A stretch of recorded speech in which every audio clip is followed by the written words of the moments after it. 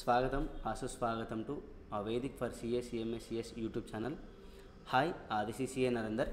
ఈ పర్టికులర్ వీడియోలో మనం AS28 ఇంపైర్మెంట్ ఆఫ్ అసెట్స్ గురించి మాట్లాడుకుందాం. First of all meaning of impairment అంటే తెలుసుకుందాం. ఇంపైర్మెంట్ అంటే decrease in value of assets. Assets value decrease అయితే మనం అంటాం ఇంపైర్మెంట్ అంటాం. మరి ఇక్కడ ఏం మాట్లాడుకుంటున్నాం? ఇంపైర్మెంట్ ఆఫ్ అసెట్స్ అంటున్నాం. ఏ అసెట్స్ కవర్ అయ్యాయి మనకు? చాలా నెంబర్ ఆఫ్ అసెట్స్ తెలుసు కదా మనకు. సో ఏ అసెట్స్ కవర్ అయినారా అంటే AS10లో ఏవైతే అసెట్స్ కవర్ అయినాయో అవి, దాంతోపాటు AS26లో ఏవైతే అసెట్స్ కవర్ అయినాయో ఆ two type of assets impairment AS28 మాట్లాడుతుంది. స్కోప్, అవి స్కోప్ అంటే ఏంటంటే ఈ కింద లిస్ట్ అయిన 4 టైప్ ఆఫ్ అసెట్స్ ఇంపైర్మెంట్ అనేది ఈ చాప్టర్ డిస్కస్ చేయదన్నమాట. ఈ చాప్టర్ కవర్ కావు. ఏవేవరా అంటే డెఫర్డ్ ట్యాక్స్ అసెట్ AS22లో మనం నేర్చుకుంటాం కదా. డెఫర్డ్ ట్యాక్స్ అసెట్ అనేది ఆ అసెట్కు ఇంపైర్మెంట్ ఇక్కడ కవర్ కాదు. Assets arising under construction contract A7లో కన్స్ట్రక్షన్ కాంట్రాక్ట్ నుంచి అరైజ్ అయిన అసెట్లు, ఆ అసెట్కి ఇంపైర్మెంట్ ఇక్కడ కవర్ కాదు. నెక్స్ట్ ఇన్వెంటరీస్ AS2లో వచ్చే అసెట్స్ ఇంపైర్మెంట్ ఇక్కడ కవర్ కాదు. Financial assets including investment covered under AS13 కింద ఆ అసెట్ యొక్క ఇంపైర్మెంట్ కూడా ఇక్కడ కవర్ కాదనమాట. ఓకేనా? ఇక్కడ ఇంపైర్మెంట్ మాట్లాడుకున్నాం కదా. ఎప్పుడు ఇంపైర్మెంట్ చేయాలి? అసెట్ అనేది ఎప్పుడు ఇంపైర్మెంట్ అనేది చేయాలి? అసెట్ ఇంపైర్మెంట్ టెస్టింగ్ ఎప్పుడు చేయాలరా అంటే, అసలు ఇంపైర్మెంట్ ఎప్పుడవుతుందిరా అంటే అసెట్ యొక్క క్యారింగ్ అమౌంట్ అనేది లోవర్ దాన్ రికవరబుల్ అమౌంట్ అయినప్పుడు మనం ఏం చేయాలి? గుర్తుపెట్టుకొని, అసెట్ యొక్క క్యారింగ్ అమౌంట్ అనేది రికవరబుల్ అమౌంట్ కంటే తక్కువ ఉన్నప్పుడు దాన్ని ఇంపైర్ చేయాల్సి ఉంటుంది. అప్పుడు ఇంపైర్ అయినట్టు అసెట్ అనేది. యాక్చువల్గా అసెట్ అనేది ఆ రోజు ఇంపైర్ అయినట్టు అనమాట. క్యారింగ్ అమౌంట్ అంటే ఏంటిది, మరి రికవరబుల్ అంటే ఏంటిది తెలుసుకుందాం. క్యారింగ్ అమౌంట్ అంటే ఏంట్రా అంటే కాస్ట్ ఆఫ్ ద అసెట్లో నుంచి డెప్రిషియేషన్ తీసేస్తే, అక్యూములేటెడ్ డెప్రిషియేషన్ ఏదంటే తీసేస్తే వచ్చేది ఏంటిది? Carrying amount of an asset. Example, cost of asset 10 lakhs అనుకుందాం. అక్యూములేటెడ్ డెప్రిషియేషన్ ఒక 2 lakhs. So carrying amount of asset ఈ కేసులో 8 lakhs. ఇంకో కేసులో ఏంటంటే, ఇంకొక ఎగ్జాంపుల్ ఎప్పుడు తీసుకోండి. Cost of asset is equal 10 lakhs అనుకుందాం. అక్యూములేటెడ్ డెప్రిషియేషన్ 2 lakhs అనుకుందాం. క్యారింగ్ అమౌంట్ అనేది 8 lakhs. బట్ అయ్యేలా మనం చేసినాం అంటే ఫేర్ వాల్యూ చేసినాం అనమాట. ఫేర్ వాల్యూ ఇవ్వడం వల్ల అసెట్ అనేది 12 lakhsకి వచ్చింది. సో ఇక్కడ ఏంటిది? కాస్ట్ ఆఫ్ అసెట్ అనేది, క్యారింగ్ అమౌంట్ ఆఫ్ అసెట్ అనేది 12 lakhs అనమాట, not 8 lakhs. So carrying amount అనేది రీవాల్యుయేషన్ మోడల్ ఫాలో అవ్వకపోతేనేమో కాస్ట్ మైనస్ డెప్రిషియేషన్ చేస్తే సరిపోతుంది. రీవాల్యుయేషన్ ఫాలో అయితే కాస్ట్లో నుంచి డెప్రిషియేషన్, దాంతోపాటు ఏం చేయాలి? వచ్చిన క్యారింగ్ అమౌంట్ని ఫేర్ వాల్యూతో కంపేర్ చేసి నెక్స్ట్ రివైజ్డ్ క్యారింగ్ అమౌంట్ అనుకుంటే అప్పుడు క్యారింగ్ అమౌంట్ ఏమవుతుంది? రివైజ్డ్ క్యారింగ్ అమౌంట్ అనేది క్యారింగ్ అమౌంట్ అవుతుంది అనమాట ఈ కేసులో. ఓకేనా? నెక్స్ట్ రికవరబుల్ అమౌంట్ అంటే ఏంటో తెలుసుకుందాం. రికవరబుల్ అమౌంట్ అంటే higher of value in use or net selling price. Recoverable amount is equal to higher of value in use or net selling price. ఇప్పుడు ఇన్ డీటెయిల్గా value in use and net selling price తెలుసుకుందాం. Value in use అంటే ఏంటంటే అంటే it is the present value of future net cash flows to be generated by using asset అనమాట. అసెట్ని use చేసుకొని, ఈ ఏదైతే మనం అసెట్ ఉందో ఆ అసెట్ని యూజ్ చేసుకొని ఫ్యూచర్లో మనకు క్యాష్ ఇన్ఫ్లోస్ వస్తాయి అనమాట. ఆ ఫ్యూచర్లో వచ్చే క్యాష్ ఇన్ఫ్లోస్ని మనం ప్రజెంట్కి తీసుకొస్తే, అంటే సమ్ డిస్కౌంట్ రేట్తో ప్రజెంట్కి తీసుకొస్తే దాన్ని ఏమంటాం? వాల్యూ ఇన్ యూజ్ అంటాం అనమాట. ఓకేనా? Following steps to find out the value use. కింద ఉన్న స్టెప్స్ ఫాలో అయితే మనకు వాల్యూ యూజ్ అనేది కనుక్కోవచ్చు అనమాట. ఎలా అంటే ఫస్ట్ ఎక్స్పెక్టెడ్ ఫ్యూచర్ క్యాష్ ఫ్లోస్ని తీసుకోవాలి. ఎక్స్పెక్టెడ్ ఫ్యూచర్ క్యాష్ ఫ్లో అంటే ఏంటో తెలుసుకుందాం. Cash inflows from using asset. మనకి ఏవైతే ఈ అసెట్ని యూజ్ చేసుకొని మనకు ఇన్కమ్ వస్తుందో, ఇన్ఫ్లో వస్తుందో అది, దాంట్లో నుంచి ఏం మైనస్ చేయాలి మనం? Cash outflows if any incurred. ఒకవేళ మనం అసెట్ని యూజ్ చేసుకొని క్యాష్ ఇన్ఫ్లోస్ జనరేట్ చేస్తున్నాం కదా, ఆ క్యాష్ ఇన్ఫ్లోస్ని జనరేట్ చేయడానికి సమ్ ఎక్స్పెండిచర్ ఏదైనా ఖర్చు అవుతాయి, ఆ ఖర్చును ఏం చేయాలి? ఆ క్యాష్ నుంచి మైనస్ చేయాలన్నమాట. సో ఇప్పుడు ఈ రెండింటి డిఫరెన్స్ ఏమవుతుంది? Cash inflows, net cash inflows అవుతుంది అనమాట. ఓకేనా? దీంతోపాటు క్యాష్ ఇన్ఫ్లోస్ ఇంకేమవుతుంది? Residual value at the end of life of asset అనమాట. ఇప్పుడు ఏదైనా అసెట్ ఉంది, లైఫ్ అయిపోయినప్పుడు మనకు అట్లీస్ట్ స్క్రాప్ వాల్యూ వస్తుంది కదా, అది కూడా మన క్యాష్ ఇన్ఫ్లోనే కదా. సో ఇక్కడ క్యాష్ ఇన్ఫ్లోస్ అంటే every year asset value generate అయ్యేది ప్లస్ అసెట్ అమ్ముతం చూసినాం ఏదైనా అసెట్ లైఫ్ అయిపోయినప్పుడు అది కూడా మన క్యాష్ ఇన్ఫ్లో అవుతుంది. సో ఏదైతే రెసిడ్యువల్ వాల్యూ మనం మాట్లాడుకుంటున్నామో అది లాస్ట్ ఇయర్ క్యాష్ ఫ్లోస్ ఉంటాయో దానికి యాడ్ చేయాల్సి ఉంటుంది. ఓకేనా? ఇది ఎక్స్పెక్టెడ్ క్యాష్ ఫ్లోస్. ఈ ఎక్కువైతే ఎక్స్పెక్టెడ్ క్యాష్ ఫ్లోస్ ఉన్నాయో డిస్కౌంట్ రేట్తో ఏం చేయాలి? ప్రజెంట్ వాల్యూకి పట్టుకురావాలి. ఓకేనా? క్వశ్చన్లో ఏ డిస్కౌంట్ రేట్ వాడాలి? ప్రీ ట్యాక్స్ డిస్కౌంట్ రేటా, పోస్ట్ ట్యాక్స్ డిస్కౌంట్ రేటా అంటే ప్రీ ట్యాక్స్ డిస్కౌంట్ రేట్ వాడి ఈ క్యాష్ ఫ్లోస్ని ఏదైతే మనం నెట్ క్యాష్ ఫ్లోస్ అనుకున్నాం ఆ క్యాష్ ఫ్లోస్ని ఏం చేయాలి? ప్రజెంట్ వాల్యూ పట్టుకోవాలి. కింద ఎగ్జాంపుల్ తీసుకొని మాట్లాడుకున్న తర్వాత ఇప్పుడు ఇది కాన్సెప్ట్ గుర్తుపెట్టుకోండి. నెక్స్ట్ నెట్ సెల్లింగ్ ప్రైస్ అంటే ఏంటరా అంటే సెల్లింగ్ ప్రైస్ ఒకవేళ అసెట్ అమ్ముదాం అనుకున్నప్పుడు మనకి ఎంత ప్రైస్ వస్తుంది, అదే సెల్లింగ్ ప్రైస్. దాంట్లో నుంచి మనకు కొన్నిసార్లు ఏమవుతుందంటే అసెట్ అమ్మడానికి కొన్ని ఖర్చు ఎక్స్పెన్సర్ ఇంకా రావాల్సి వస్తుంది.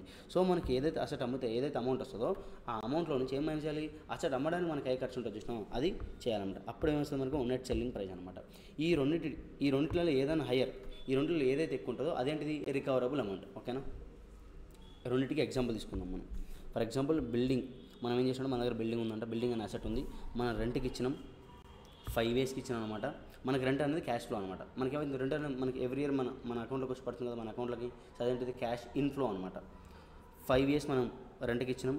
Residual value of asset 20 lakhs. Life కాదు ఇది, మనం రెంట్కి ఇచ్చింది. Life of the asset more than 10 years ఉంటుంది. ఓకేనా, 5 years కంటే ఎక్కువ ఉంది లైఫ్ అనుకుందాం మన ఎగ్జాంపుల్లో. ఇదేంటిది రెంటల్కి ఇచ్చింది 5 years. రెసిడ్యువల్ వాల్యూ ఎప్పుడు ఇది 20 lakhs, life of the asset life అయిపోయినప్పుడు. ఓకేనా, beginning of year 1 carrying amount 1 crore ఉంది. ప్రీ ట్యాక్స్ డిస్కౌంట్ రేట్ 10% ఇచ్చిండు. Beginning of year 1 selling price of building 95 lakhs ఇచ్చిండు. కాస్ట్ టు సెల్ 5 lakhs ఇచ్చిండు. ఇప్పుడు మనం దీంతో ఏం కనుక్కున్నాం అంటే వాల్యూ యూస్తో పాటు నెట్ సెల్లింగ్ ప్రైస్ కనుక్కుందాం. ఫస్ట్ నెట్ సెల్లింగ్ ప్రైస్ మనం ఏం చెప్పినాం, నెట్ సెల్లింగ్ ప్రైస్ అంటే పైన నేర్చుకున్నాం, selling price minus cost to disposal. Cost to cell అన్న ఒకటే, సెల్లింగ్ కాస్ట్ అన్న ఒకటే. ఇక్కడ ఏమైంది, గ్రాస్ సెల్లింగ్ ప్రైస్ మనకి ఎంత అమ్ముతామంటే అసెట్ అమ్మడవుతుంది ఎంత వస్తుంది మనకు 95 lakhs. అసెట్ అమ్మితే మనకు 95 lakhs వస్తుంది. అదే అసెట్ అమ్మడానికి మనకి ఎంత ఖర్చు అవుతుంది, 5 lakhs అవుతుంది. సో నెట్ సెల్లింగ్ ప్రైస్ ఏంటిది ఇక్కడ 90 lakhs. ఓకేనా, నెక్స్ట్ వాల్యూ ఇన్ యూస్ మనం మాట్లాడుకున్నాం కదా, రెంట్ ఎన్ని రోజులు వస్తుంది, 5 years వస్తుంది. ఎవ్రీ ఇయర్ ఎంత వస్తుందంట, ఒక ఇయర్ ఎవ్రీ ఇయర్ 20 lakhs వస్తుంది. ప్లస్ రెసిడ్యువల్ క్వశ్చన్ ఇచ్చింది కదా 20 lakhs అని చెప్పి, నేను చెప్పిన నాకు ఏం చెప్పినా మనం కాన్సెప్ట్లో ఆ residual value last year cash flows ఉంటాయి, దానికి యాడ్ చేయాలని ఇక్కడ యాడ్ చేసాం కదా. ఓకేనా, క్యాష్ అవుట్ఫ్లోస్ మనం ఈ క్యాష్ ఇన్ఫ్లోస్ జనరేట్ చేయడానికి మనకు అయ్యే ఖర్చు ఇఫ్ ఎనీ ఒకవేళ ఉంటే, ఫస్ట్ ఇయర్ లేదంట, సెకండ్ ఇయర్ లేదు, థర్డ్ ఇయర్లో 2 lakhs ఖర్చు వచ్చింది. ఈ 20 lakhs థర్డ్ ఇయర్లో జనరేట్ చేయడానికి, ఇన్కమ్ జనరేట్ చేయడానికి మనకు ఒక 2 lakhs ఎక్స్పెండిచర్ అయింది. సేమ్ ఫోర్త్ ఇయర్ అయింది, ఫిఫ్త్ ఇయర్ లేదు. ఓకేనా, ఉంటే తీసుకుంటాం లేకపోతే లేదు. సో నెట్ క్యాష్ ఫ్లో ఏమవుతుంది, ఈ రెండింటి difference net cash flow. Difference చేసుకున్నాం కదా, దీని చేయాలి ప్రజెంట్ వాల్యూ. ఇదేంటి నెట్ క్యాష్ ఫ్లో, అదేంటిది నెట్ క్యాష్ ఫ్లో. మనకేం కావాలి, ఈ నెట్ క్యాష్ ఫ్లోని ప్రజెంట్ వాల్యూకి పట్టుకురావాలి. ప్రజెంట్ వాల్యూకి పట్టుకోవాలంటే ఏం చేయాలి, మనం ప్రీ ట్యాక్స్ రేట్ తీసుకోవాలి. ప్రీ ట్యాక్స్ డిస్కౌంట్ రేట్ తీసుకోవాలి. అదే తీసుకున్నాం మనం, పీవీఎఫ్ ప్రజెంట్ వాల్యూ ఫ్యాక్టర్ తీసుకుని 10% తీసుకుని ఈ రెండింటి మల్టిప్లైస్ మనకి వచ్చింది ప్రజెంట్ వాల్యూ వచ్చిందన్నమాట. ఇది present value in use of an asset అనమాట. 85,35,200 వచ్చింది. మనకి ఇంకా రికవరబుల్ అమౌంట్ అంటే ఏంటిది, value in use or net selling price whichever is higher. ఇక్కడ ఏది హయ్యర్ ఉందా అంటే నెట్ సెల్లింగ్ ప్రైస్ హయ్యర్ ఉంది. సో కాబట్టి మనం ఏంటిది రికవరబుల్ అమౌంట్ అంటే 90 lakhs అనమాట. ఓకేనా, మనం జస్ట్ ఇక్కడ ఏం నేర్చుకున్నాం, వాల్యూ ఇన్ యూజ్ ఎట్లా ఫైండ్ అవుట్ చేయాలి, నెట్ సెల్లింగ్ ప్రైస్ ఎట్లా ఫైండ్ అవుట్ చేయాలో నేర్చుకున్నాం. ఓకేనా, ఇప్పుడు ఇంపైర్మెంట్ లాస్ అంటే ఏంటో చూద్దాం. ఇంపైర్మెంట్ లాస్ అంటే carrying amount of asset minus recoverable amount. ఈ రెండింటి డిఫరెన్స్ ఒకవేళ మనకు పాజిటివ్ అయితే ఇంపైర్మెంట్ లాస్ అయినట్టు, అంటే అసెట్ వాల్యూ డిక్లైన్ అయినట్టు. ఒకవేళ మనకి ఈ రెండింటి ఫార్మాట్ సేమ్ ఉండాలి, ఇది కింద ఇది పైనేసే కాదు. ఈ ఫార్మాట్ క్యారీయింగ్ అమౌంట్ పైన ఉండాలి, రికవరబుల్ అమౌంట్ కిందనే ఉండాలి. అప్పుడు మాత్రం నేను చెప్పే ఫార్ములా అప్లై అవుతుంది. ఓకేనా, ఇఫ్ అమౌంట్ ఈజ్ నెగిటివ్, మనకి ఈ రెండింటి డిఫరెన్స్ అనేది నెగిటివ్ వచ్చింది, అప్పుడు అసెట్ వాల్యూ డిక్లైన్ కానట్టు. సో నో ఇంపైర్మెంట్ జరిగినట్టు. ఓకేనా, ఎగ్జాంపుల్ తీసుకున్నాం, పైన సేమ్ ఎగ్జాంపుల్ తీసుకున్నాం, పైన ఏదైతే మాట్లాడుకున్నాం అదే మాట్లాడుకున్నాం. పైన మనం ఆల్రెడీ క్యారింగ్ అమౌంట్ తెలుసు కదా మనకు 1 crore అని చెప్పి, minus recoverable which ever is higher అని మనం కనుక్కున్నాం కదా 90 lakhs అని చెప్పి, అది చేస్తే మనకి ఏమొచ్చింది పాజిటివ్ 10 lakhs వచ్చింది. మనకు వచ్చే ఆన్సర్ పాజిటివ్. సో ఇంపైర్మెంట్ ఉన్నట్టు. ఎంత ఇంపైర్మెంట్ ఉన్నట్టు, 10 lakhs ఉన్నట్టు. ఓకేనా, సరే ఇంపైర్మెంట్ జరిగి అది impairment loss formula.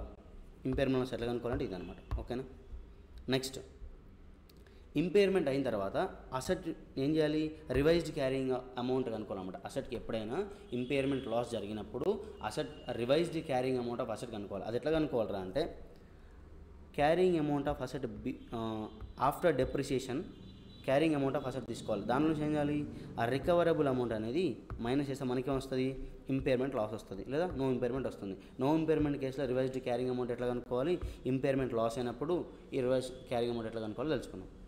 Revised carrying amount in case of impairment loss జరిగినప్పుడు ఎట్లా అంటే original carrying amount minus impairment loss. తీసేస్తే వస్తుంది మనకు వచ్చే అమౌంటే revised carrying amount. Revised carrying amount in case of no impairment loss. Impairment loss జరిగినప్పుడు revised carrying amount ఏంటంటే అంటే original carrying amount of asset impairment లేదు కాబట్టి 0 తీసుకుంటే ఏమొస్తుంది రివైజ్డ్ క్యారింగ్ అమౌంట్ వస్తుంది. అంటే ఇంపైర్మెంట్ లేనప్పుడు ఏదైతే ఒరిజినల్ క్యారింగ్ అమౌంట్ ఉందో అదే రివైజ్డ్ క్యారింగ్ అమౌంట్ అవుతుంది. ఓకేనా, ఎగ్జాంపుల్ తీసుకుందాం. సేమ్ ఎగ్జాంపుల్ మనం ఫస్ట్ ఏదైతే ఎగ్జాంపుల్ మాట్లాడుతున్నాం దాన్ని ఫర్దర్గా తీసుకుందాం. ఆఫ్టర్ డెప్రిసియేషన్ క్యారింగ్ అమౌంట్ ఎంత 1 crore. మనకి ఇచ్చిన క్యారింగ్ అమౌంట్ అనేది మనం అజంప్షన్ తీసుకుంటున్నాం. అది మొత్తం డెప్రిసియేషన్ చేసిన తర్వాత వచ్చిన అమౌంట్ క్యారింగ్ అమౌంట్ అని మనం అజంప్షన్ తీసుకుంటున్నాం 1 crore. మైనస్ ఇంపైర్మెంట్ లాస్ ఎంత 10 lakhs. So revised carrying amount ఎంత 90 lakhs. ఒకవేళ పైన ఇంపైర్మెంట్ లాస్ జరగలేదు అనుకుంటే ఇంపైర్మెంట్ లాస్ అంతా 0, అంటే క్యారింగ్ అమౌంట్ ఎంత 1 crore. So revised carrying amount ఎంత 1 crore. ఓకేనా, ఇది ఫార్ములా. నోట్ పాయింట్ చూడండి. సమ్టైమ్స్ ఏం చేస్తాడు అంటే మనం ఏ ఇయర్ అయితే ఇంపైర్మెంట్ చేసినామో ఆ ఇయర్లో మనకు రివైజ్డ్ సారీ ఈ పాయింట్ కాదు మనం మాట్లాడు.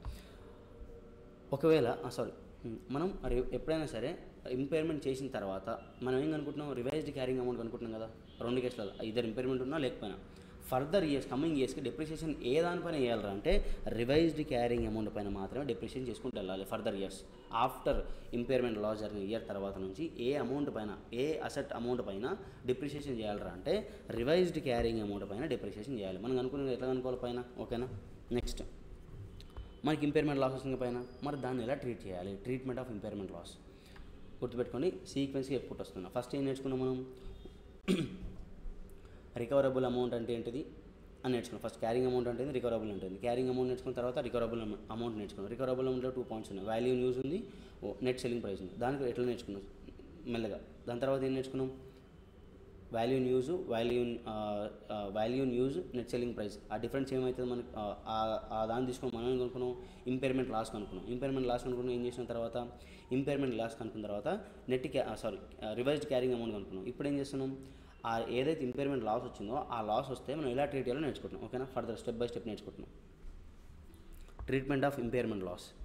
ఇంపైర్మెంట్ లాస్ని ఎలా ట్రీట్ చేయాలరా అంటే చూడండి, ఈ ట్రీట్మెంట్ ఆఫ్ ఇంపైర్మెంట్ లాస్ రావాలంటే మీకు AS 10 అండ్ AS 28 రెండు రావాలి. ఓకేనా, అక్కడ కాన్సెప్ట్ కొంచెం లింక్ అవుతుంది ఇక్కడ. ఒకవేళ అసెట్ అనేది కాస్ట్ మోడల్కి మనం చూస్ చేసుకున్నట్లయితే అసెట్ సబ్సీక్వెంట్ మెజర్మెంట్ అనేది కాస్ట్ మోడల్కి అయితే మనకు వచ్చిన ఇంపైర్మెంట్ లాస్ ఏం చేశానంటే ఆ డైరెక్ట్ ఇంపైర్మెంట్ లాస్ని P&Lకి ట్రాన్స్ఫర్ చేయొచ్చు. ఒకవేళ మనము సబ్సీక్వెంట్ మెజర్మెంట్ కనుక రీవాల్యుయేషన్ మోడల్ అయితే PP10లో ఇది AS 28కి అప్లికబుల్ రీవాల్యుయేషన్ మోడల్, PPకి మాత్రం అప్లై అవుతుంది. రీవాల్యుయేషన్ మోడల్ మనం చూస్ చేసుకుంటే దెన్ మనం ఏం చేయాలరా అంటే ఫస్ట్ ఇంపైర్మెంట్ లాస్ ఏదైతే ఉందో అది ఫస్ట్ ఎక్కడ అడ్జస్ట్ చేయాలంటున్నాడు impairment loss from revaluation reserve. మనం ఒకవేళ అసెట్ కనుక రీవాల్యుయేషన్ మోడల్ వాడితే మనం ఏం చేయాలరా అంటే ఇంపైర్మెంట్ లాస్ ఏదైతే వచ్చిందో అది ఫస్ట్ ఎక్కడ అడ్జస్ట్ చేయాలి ఆ రీవాల్యుయేషన్ రిజర్వ్లో అడ్జస్ట్ చేయాలి. ఓకేనా, ఇంకా అడ్జస్ట్ చేసిన తర్వాత ఇంకా బ్యాలెన్స్ ఏమైనా ఇంపైర్మెంట్ లాస్ ఉంటే P&Lకి ట్రాన్స్ఫర్ చేయాల్సి ఉంటుంది. ఓకేనా, అది కూడా ఎప్పుడు ఈ కాన్సెప్ట్ ఇంకొకసారి చెప్తా వినండి. ఈ కాన్సెప్ట్ మళ్ళీ ఒకసారి చెప్తా వినండి. ఒకవేళ రీవాల్యుయేషన్ మోడల్ కనుక చూస్ చేసుకుంటే ఎంటిటీ అప్పుడు టూ టైప్స్ ఉంటాయి అన్నమాట. ఆ రీవాల్యుయేషన్ మోడల్ చూస్ చేసుకుంటే రీవాల్యుయేషన్ గెయిన్ ఎక్కడ పంపించచ్చు రీవాల్యుయేషన్ రిజర్వ్ పంపిస్తారు. మనమే నేర్చుకుంటే రీవాల్యుయేషన్ రిజర్వ్ అనేది at the end of the ఏదో ఒక రోజు ఏం కావాలి రిటైన్ ఎర్నింగ్స్కి ట్రాన్స్ఫర్ అవ్వాలి. అది 2 కేసెస్ ట్రాన్స్ఫర్ అవుతుంది. ఎప్పుడు అసెట్ సేల్ చేసినప్పుడు లేదా అసెట్ సేల్ చేసినప్పుడు కావచ్చు, లేకపోతే అసెట్ అనేది మనం యూజ్ చేయకపోతే అసెట్ సేల్ చేసినప్పుడు కావచ్చు, లేదా క్యారింగ్ అమౌంట్ ఆఫ్ అసెట్ అనేది రెసిడ్యూల్ వాల్యూ కన్నా తక్కువ పడిపోయిన ఏం చేయాలి ఆటోమేటిక్గా దాన్ని ఏదైతే రిటర్న్ ఎర్నింగ్స్ రిజర్వ్ ఉందో రీవాల్యుయేషన్ రిజర్వ్ ఉందో అది తీసుకొని రిటర్న్ ఎర్నింగ్స్కి ట్రాన్స్ఫర్ చేయాలి. బట్ ఇంకోటి ఏం మాట్లాడుకున్నాం మనం ఒకవేళ ఎంటిటీ కనుక ఎక్సెస్ డెప్రిసియేషన్ మెథడ్ వాడితే ఎవ్రీ ఇయర్ ఎంత రీవాల్యుయేషన్ రిజర్వ్స్లో నుంచి కొంత రిటర్న్ ఎర్నింగ్స్ ట్రాన్స్ఫర్ అవుతుంది. ఎంత ట్రాన్స్ఫర్ అవుతుంది ఎంతైతే excess depreciation because of revaluation వల్ల ఎంతైతే ఎక్సెస్ డెప్రిసియేషన్ వచ్చిందో ఆ అమౌంట్ మనం ఏం చేయాలి ఎంతైతే ఎక్సెస్ వచ్చిందో ఆ ఎక్సెస్ అమౌంట్ని రీవాల్యుయేషన్ రిజర్వ్ నుంచి రిటైన్ ఎర్నింగ్స్కి ట్రాన్స్ఫర్ చేయాలి. ఓకేనా, సేమ్ ఇక్కడ కనుక అది గుర్తు తెచ్చుకొని మీకు అర్థమవుతుంది. ఇంపైర్మెంట్ లాస్ ఏం చేయాలి ఫస్ట్ రీవాల్యుయేషన్ రిజర్వ్స్ నుంచి అడ్జస్ట్ చేయాలి. ఇంకేమైనా అమౌంట్ మిగిలిపోయి ఉంటే రీవాల్యుయేషన్ రిజర్వ్స్లో ఎంతైతే అమౌంట్ ఉందో అంత అమౌంట్కి మొత్తం ట్రాన్స్ఫర్ మొత్తం అడ్జస్ట్ చేసుకోవచ్చు. ఎక్సెస్ ఇంకా ఈ రివాల్యుయేషన్ అమౌంట్లు మనం ఎంతైతే అడ్జస్ట్ చేసినామో అడ్జస్ట్ చేసినాక ఇంకా ఇంపైర్మెంట్ లాస్లో ఏమైనా అమౌంట్ మిగిలితే ఎక్కడ ట్రాన్స్ఫర్ చేయాలి P&Lకి ట్రాన్స్ఫర్ చేయాలి. ఎప్పుడు ఇది ఒకవేళ entity do not follow excess depreciation method. ఒకవేళ కంపెనీ కనుక ఎంటిటీ కనుక ఎక్సెస్ డెప్రిషియేషన్ మెథడ్ ఫాలో అయితే ఇంపైర్మెంట్ లాస్ని ఎలా ట్రీట్ చేయాలరా అంటే గుర్తుపెట్టుకోండి. ఫస్ట్ ఏం చేయాలి, ఆ రీవాల్యుయేషన్ రిజర్వ్స్లో ఎంత అమౌంట్ ఎంత ట్రాన్స్ఫర్షన్ చెక్ చేసుకోవాలి. దాంట్లో నుంచి ఎక్సెస్ డెప్రిషియేషన్ మైనస్ చేసినాక బ్యాలెన్స్ ఎంతైతే రీవాల్యుయేషన్ రిజర్వ్స్ ఉందో ఈ అమౌంట్ మాత్రమే ఇంపైర్మెంట్ లాస్కి వాడుకోవచ్చు. ఇంకా ఏమైనా బ్యాలెన్స్ మిగిలితే పిఎన్ఎల్కి ట్రాన్స్ఫర్ అవ్వాలి. మేబీ ఇది మీకు అర్థం కాకుండా పోయచ్చు. నేను ఒక ఎగ్జాంపుల్ తీసుకొని మీకు క్లియర్ కట్గా ఎక్స్ప్లెయిన్ చేస్తాను, వినండి. Year 1 machine cost is equal to 20 lakhs, residual value 2 lakhs, life 5 years, beginning of year 3 fair value measurement జరిగింది. Year 3 ending recoverable amount 8 lakhs. అంటే ఇంపైర్మెంట్ టెస్టింగ్ ఏమైనా అడుగుతున్నాం ఇండైరెక్ట్గా. రికవరబుల్ అమౌంట్ ఇస్తే ఏం చేయాలి, మనం ఇంపైర్మెంట్ టెస్టింగ్ చేయాలి. ఓకేనా, ఇక్కడ చూడండి. ఇయర్ 2 క్యారింగ్ అమౌంట్ అనుకుంటాం, మనం సీక్వెన్స్ వెళ్తున్నాం, ఆ డెప్రిషియేషన్ చేసుకుంటూ వెళ్తున్నాం. కాస్ట్ ఆఫ్ అసెట్ ఎంత, 20 lakhs ఇయర్ బిగినింగ్. ఎప్పుడు జరిగింది, ఫెయిర్ వాల్యూ అంటే ఇయర్ 3 బిగినింగ్ జరిగింది కదా, అప్పటివరకు మనం ఏం చేయాలి, ఆ రోజు క్యారింగ్ అమౌంట్ కనుక్కోవాలి. ఎందుకోసం, క్యారింగ్ అమౌంట్ ఫెయిర్ వాల్యూ రెండింటి డిఫరెన్స్ ఏమవుతుంది, రీవాల్యుయేషన్ ప్రాఫిట్ అవుతుంది. అలా మనం ఏం చేసినాం, కాస్ట్ ఆఫ్ అసెట్ 20 lakhs తీసుకున్నాం. Accumulated depreciation for 2 years 7.2 lakhs వచ్చింది. So carrying amount year 2 ending carrying amount 12,80,000 వచ్చిందనమాట. ఇయర్ 3 బిగినింగ్ మనం ఏం చేసినాం, ఫెయిర్ వాల్యూ రివాల్యుయేషన్ చేసినాం అనమాట అసలుకి, అంటే ఫెయిర్ వాల్యూ మెజర్మెంట్ చేసినాం. క్యారింగ్ అమౌంట్ ఎంత ఉంది బుక్లో, 12,80,000 ఉంది after depreciation. But fair value ఎంత ఉంది, ఇయర్ 3 బిగినింగ్ 15 lakhs. సో మనకి ఇక్కడ ఏమొచ్చింది, రీవాల్యుయేషన్ గెయిన్ వచ్చింది. ఎంత వచ్చింది, 2 lakhs. మనం ఏం చేసినాం, రీవాల్యుయేషన్ చేసి ట్రాన్స్ఫర్ చేసినాం. ఇప్పుడు మనం రికవరబుల్ అమౌంట్ ఏ ఇయర్లో ఇచ్చిండు, ఇయర్ 3 ఎండింగ్లో రికవరబుల్ అమౌంట్ కూడా ఇచ్చింది అనమాట. సో ఇయర్ 3లో ఏమైందంటే, ఇయర్ 3 ఎండింగ్ ఇది ఇయర్ 3 బిగినింగ్ ఏమో ఫెయిర్ వాల్యూ జరిగింది, ఇయర్ 3 ఎండింగ్ ఏమో రికవరబుల్ అమౌంట్ జరిగింది. అంటే ఏం చేయాలి, ఇప్పుడు ఇయర్ 3 డిప్రెషన్ కూడా తీయాలన్నమాట. ఈ 15 lakhs పైన ఇయర్ 3 1 year డిప్రెషన్ తీసేస్తే క్యారింగ్ అమౌంట్ ఎంత వచ్చింది, 10,66,667 వచ్చింది అనమాట. ఇయర్ 3 ఎండింగ్ ఏం చేసినాం, ఇంపైర్మెంట్ లాస్కి చెక్ చేసుకున్నాం. ఎందుకోసం, రికవరబుల్ అమౌంట్ వచ్చింది కదా. So year 3 after depreciation carrying amount ఎంత, 10,66,667 వచ్చింది అనమాట. రికవరబుల్ అమౌంట్ ఎంత ఉంది, 8 lakhs ఇచ్చింది క్వశ్చన్లో. ఓకేనా, సో ఇక్కడ ఇంపైర్మెంట్ లాస్ ఎంత జరిగింది, 2,66,667. ఇప్పుడు అసలైన కాన్సెప్ట్ వచ్చిందనమాట. 2,66,667 వచ్చింది మనకి ఇంపైర్మెంట్ లాస్. ఇదే కదా మనం ఇంపైర్మెంట్ లాస్ ట్రీట్మెంట్ కదా మనం నేర్చుకుంది ఇక్కడ, ఇంపైర్మెంట్ లాస్ ట్రీట్మెంట్. ఒకవేళ కంపెనీ కనుక ఎక్సెస్ డిప్రెషన్ అంటే కంపెనీ ఆల్రెడీ రీవాల్యుయేషన్ మోడల్ చూస్ చేసుకుంది. మనకి ఎట్లా తెలిసిన రీవాల్యుయేషన్ మోడల్ చూస్ చేసుకుని క్వశ్చన్లో వచ్చింది కదా, ఫెయిర్ వాల్యూ మెజర్మెంట్ జరిగిందని చెప్పి. సో దాని బట్టి మనకి ఏమవుతుంది, రీవాల్యుయేషన్ మోడల్ని చూస్ చేసుకున్న కంపెనీ. రీవాల్యుయేషన్ మోడల్ చూస్ చేసుకున్నప్పుడు ట్రీట్మెంట్ ఆఫ్ ఇంపైర్మెంట్ లాస్ ఎలా ఉంటుందో ఇప్పుడు చెక్ చేసి చూడండి. Entity follows excess depreciation method. Entity ఏం ఫాలో అవుతుందంట, ఎక్సెస్ డెప్రిషియేషన్ మెథడ్ ఫాలో అవుతుందంట. మనం ఏం చేయాలి, ఇక్కడ మాట్లాడుకున్నాం కదా, ఒకవేళ ఎక్సెస్ డెప్రిషియేషన్ మెథడ్ ఫాలో అయితే ఈ స్టెప్స్ ఫాలో అవ్వాలని చెప్పి, అదే స్టెప్స్ నేను ఇక్కడ ఫాలో అయినా. కింద చూడండి, మనం బ్యాలెన్స్ రివాల్యుయేషన్ రిజర్వ్లో మనం ఎంత పంపించాం, 2,66,667 పంపించాం. కానీ at the end of 3rd year ఎంత ఉందో చెక్ చేసుకుందాం. Excess depreciation due to fair value if no fair value depreciation for 3 years. అంటే ఒకవేళ ఇయర్ 3లో మనం ఫెయిర్ వాల్యూ కనుక చేయకపోయి ఉంటే డెప్రిషియేషన్ ఎంత వచ్చేది, 3,60,000 వచ్చేది. ఇప్పుడు మనం రీవాల్యుయేషన్ కాబట్టి డెప్రిషియేషన్ ఎంత వచ్చింది, 4,33,333 వచ్చింది. ఈ రెండింటి డిఫరెన్స్ అంటే ఎంత అమౌంట్ అంటే 73,333.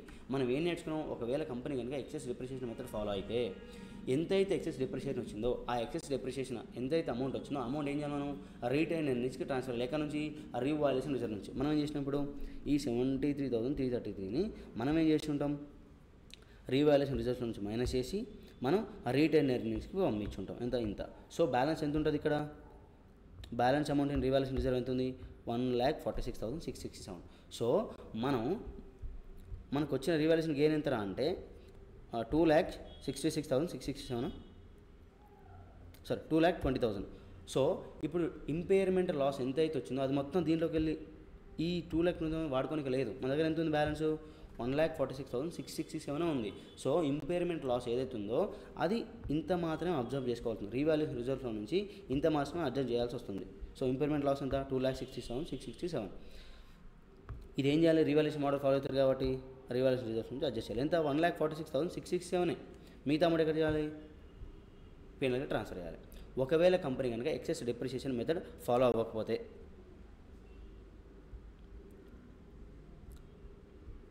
ఎంటిటీ కనుక ఎక్సెస్ డిప్రిషియేషన్ ఫాలో అవ్వకపోతే మనం ఏం చేయొచ్చు, ఈ డైరెక్ట్ మనకి ఎంతైతే ఇంపైర్మెంట్ లాస్ వచ్చిందో ఆ లాస్ మొత్తం ఏం చేయొచ్చు, 2,20,000 సారీ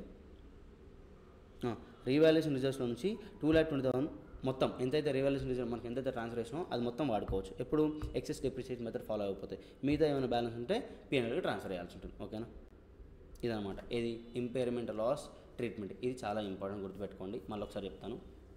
ఒకవేళ కంపెనీ కనుక కాస్ట్ మోడల్ ఫాలో అయితే డైరెక్ట్ సీదా తీసుకొని P&L ట్రాన్స్ఫర్ అయ్యాలి ఇంపైర్మెంట్ లాస్ అనేది.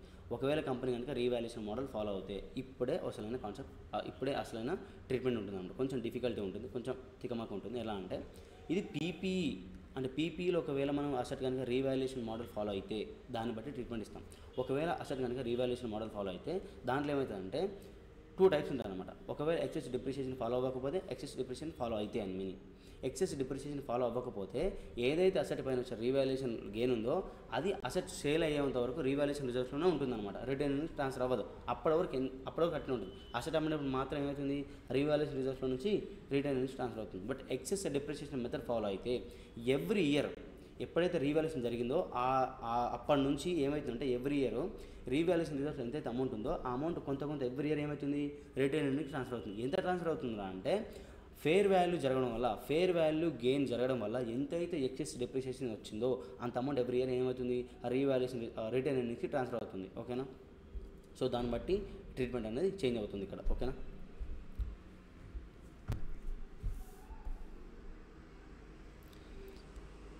ఇది గుర్తుపెట్టుకొని value in use net selling price ఒకవేళ క్వశ్చన్లో కనుక ఏం చేస్తానంటే అప్పుడప్పుడు ఏం చేస్తానంటే ఇంపైర్మెంట్ టెస్టింగ్ ఏమో మనం కరెంట్ ఇయర్ చేస్తాం. బట్ మనకు వాల్యూ ఇన్ యూజ్ కావచ్చు, నెట్ సెల్లింగ్ ప్రైస్ కావచ్చు, last year last year previous years ఇస్తారనమాట.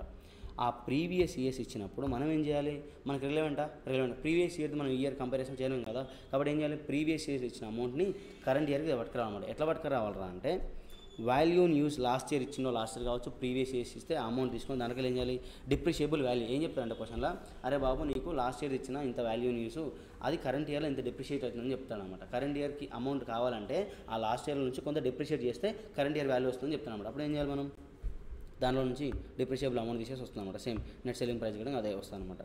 ఎగ్జాంపుల్ తీసుకుంటా చూడండి. Last year value news 20 lakhs ఇచ్చిండు, నెట్ సెల్లింగ్ ప్రైస్ 18 lakhs ఇచ్చిన అసర్ది డిక్లైన్ ఎంత పర్సెంటేజ్ డిక్లైన్ అవుతుందని చెప్తున్నాడు. వాల్యూ న్యూస్ 10% అవుతుందంట, నెట్ సెల్లింగ్ ప్రైస్ 12% అవుతుందంట. సో కరెంట్ ఇయర్లో వాల్యూ న్యూస్ ఎంత, నెట్ సెల్లింగ్ ప్రైస్ ఎంత అంటే లాస్ట్ ఇయర్ 20 lakhsలో నుంచి ఏం చేయాలి, ఎంతైతే డిక్లైన్ అయిందో అది తీసేసేయాలి. 10% అయింది ఇక్కడ. So value use current year ఏమవుతుంది, 18 lakhs అవుతుంది. సేమ్ అట్లనే లాస్ట్ ఇయర్ తీసుకొని నెట్ సెల్లింగ్ ప్రైస్ కనుక వాల్యూ యూజ్ తీసుకొని దాంట్లో ఎంతైతే డిక్రీజ్ అయిందో డిక్లైన్ అయిందో ఆ అమౌంట్ తీసేసి మనకి వస్తుంది current year net selling price వస్తుంది. ఓకేనా, ఇది question purpose. Indicators of impairment testing.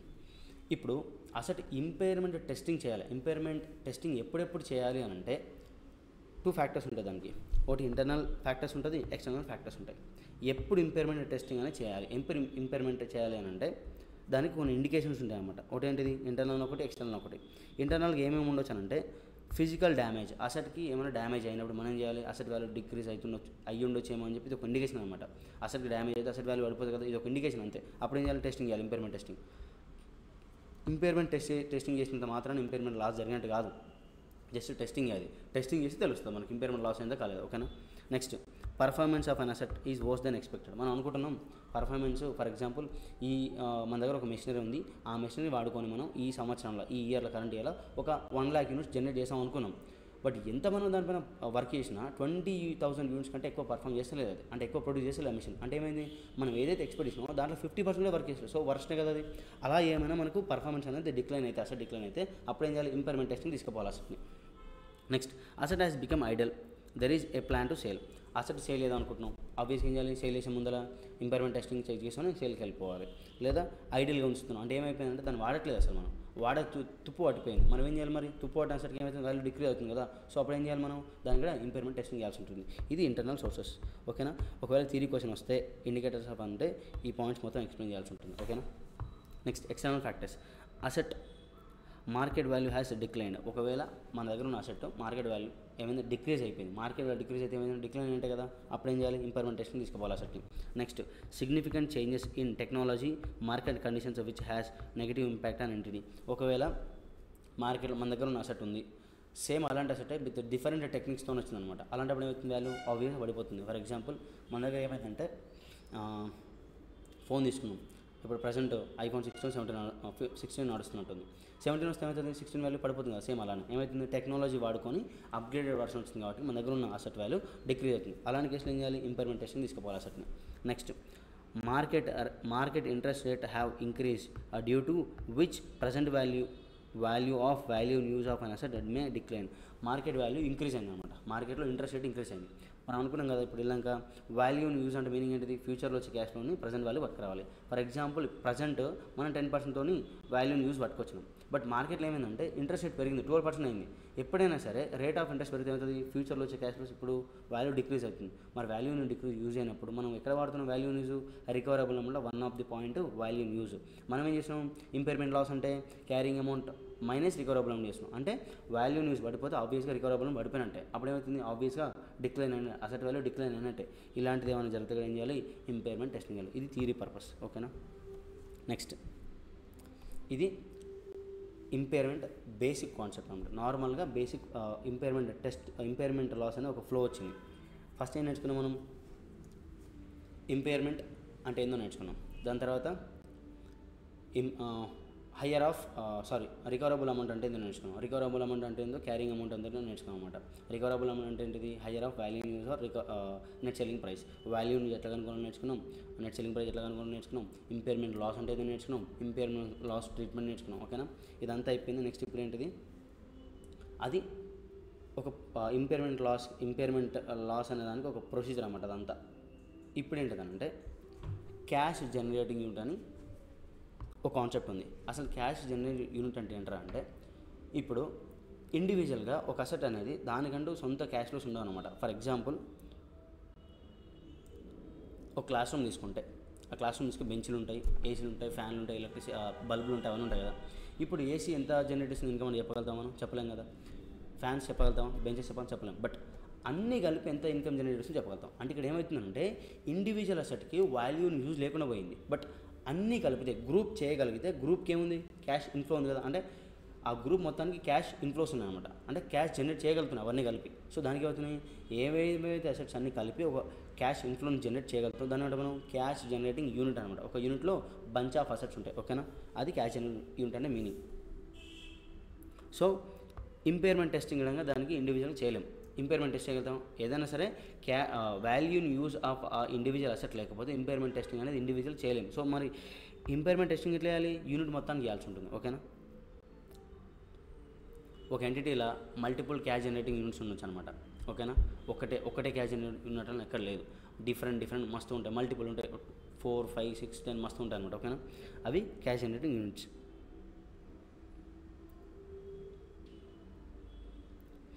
మరి దీనికి impairment testing of cash generating unit ఎట్లా చేయాలో నేర్చుకుందాం. చూడండి ఎగ్జాంపుల్ చెప్తున్నాను. క్యాష్ జనరేటింగ్ యూనిట్ ఉంది, ఆ క్యాష్ జనరేటింగ్ యూనిట్ ఏమేమి అసెట్స్ ఉన్నాయంటే బెంచెస్ ఉన్నాయి, ప్రొజెక్టర్ ఉంది, చైర్ ఉంది, ఓకేనా. ఈ 3 అసెట్లు ఉన్నాయి. దానికి క్యారింగ్ అమౌంట్లు క్వశ్చన్లు ఇచ్చాడు, వాడేస్తాడు. 300, 200, 100 అని ఇచ్చాడు, టోటల్ 600 అయింది. రికవరబుల్ అమౌంట్ కూడా వాడేస్తాడు అనమాట.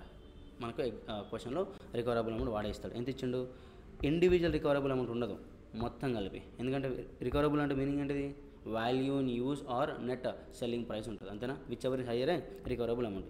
రికవరబుల్ అమౌంట్ ఏం చేస్తాడు, క్యాష్ జనరేటింగ్ యూనిట్ మొత్తానికి ఇస్తాడు. సో 470 ఇచ్చేసిండు. డిఫరెన్స్ ఏంటిది, పాజిటివ్ వచ్చింది కదా, పాజిటివ్ వస్తే మనం ఏం నేర్చుకున్నాం, పాజిటివ్ వస్తే ఇంపైర్మెంట్ లాస్ ఉన్నట్టు. సో ఇంపైర్మెంట్ క్యాష్ జనరేటింగ్ యూనిట్లో ఇంపైర్మెంట్ లాస్ వస్తే ఏం చేయాలంటే ఇది ఇంపార్టెంట్, ఈ ట్రీట్మెంట్ ఇంపార్టెంట్. ఏం చేయాలి, అలొకేట్ ఈ ఇంపైర్మెంట్ లాస్ ఏదైతే వచ్చిందో అది ఏం చేయాలి, అలొకేట్ చేయాలి. ఎవరెవరికి, ఆల్ CGUకి ఇన్ క్యారింగ్ అమౌంట్ రేషియో. వాళ్ళు ఏదైతే క్యారింగ్ అమౌంట్ ఉందో ఆ రేషియోలో ఇంపైర్మెంట్ లాస్ని షేర్ చేయాలి. ఇది ఇంపార్టెంట్, ఓకేనా. ఈ ట్రీట్మెంట్ ఇంపార్టెంట్. ఇక్కడ చూడండి ఇలా చేస్తే మనకి ఏమైంది 65, 43.3, 21.7 అలొకేట్ అయిపోయింది అన్నమాట, 130.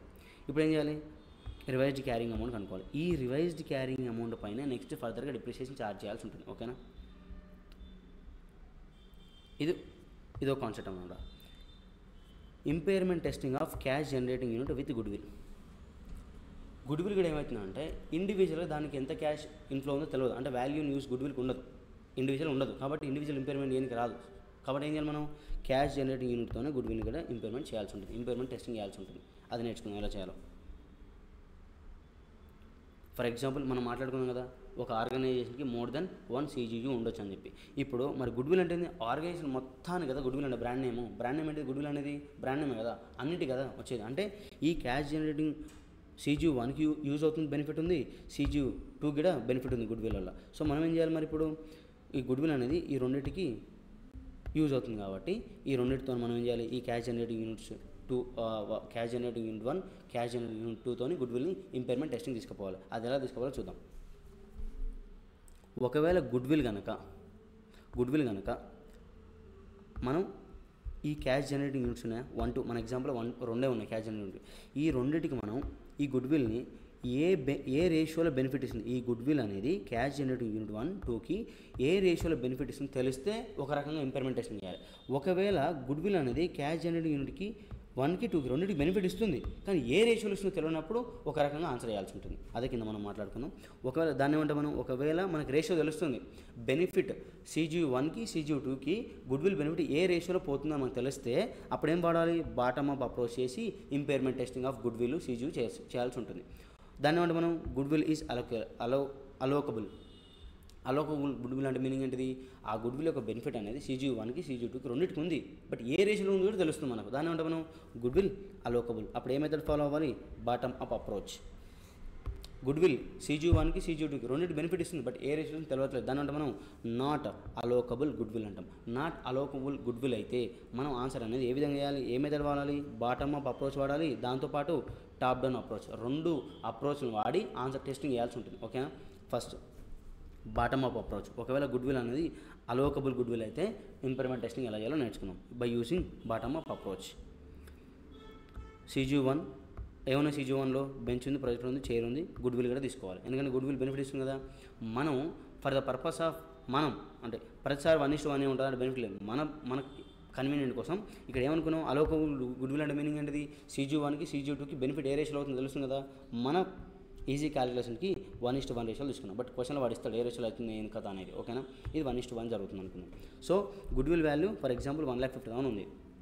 సో ఇక్కడ ఈ CGU1కి బెనిఫిట్ ఎట్లా వస్తుంది, 1:1 కాబట్టి 75,000 బెనిఫిట్ వస్తుంది. ఓకేనా.